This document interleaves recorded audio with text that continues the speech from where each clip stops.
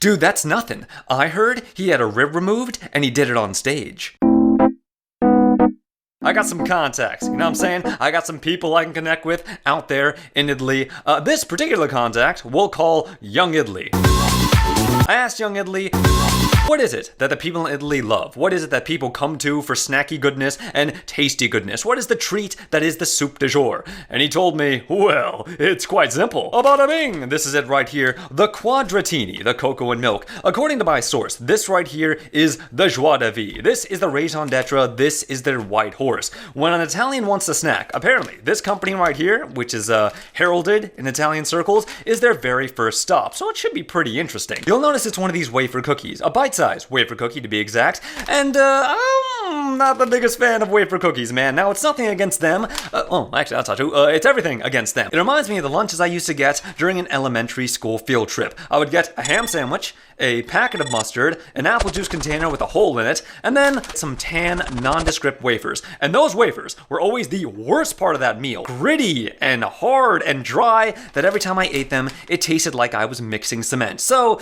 you know, I'm a bit cautious when it comes to the world of wafers. They emphasize a lot of quality, like they're talking about the Andes Mountains here, and they got all this cocoa and all this percentages, like all these numbers, all this math, you know it's gotta be good. And a lot of languages for being an Italian brand. Either way, let's go ahead and crack this bad boy in half and see what the hype's all about.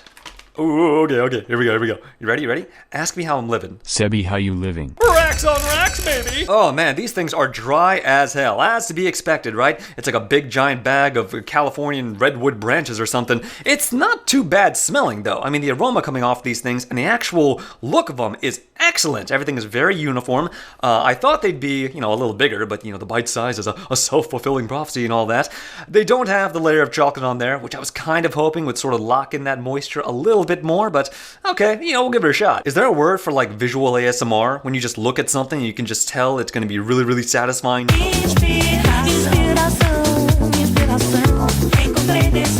Should I stack these and eat them, or should I just eat them as is? And the American palate is so judgmental when something's not sweet enough, right? But the Italian palate seems to be a bit more refined in how they do it. I'm gonna have one at a time. I'm gonna find out how it is. Let's go ahead and have a taste.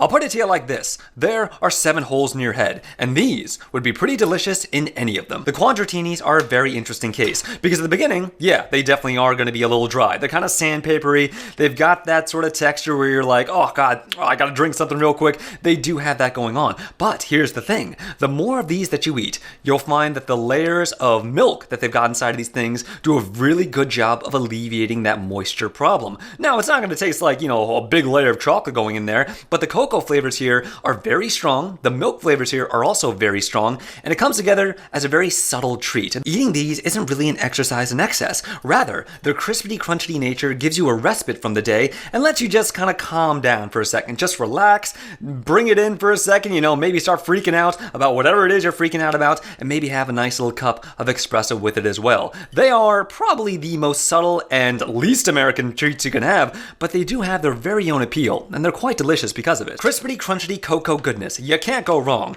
And with a glass of milk, you never will.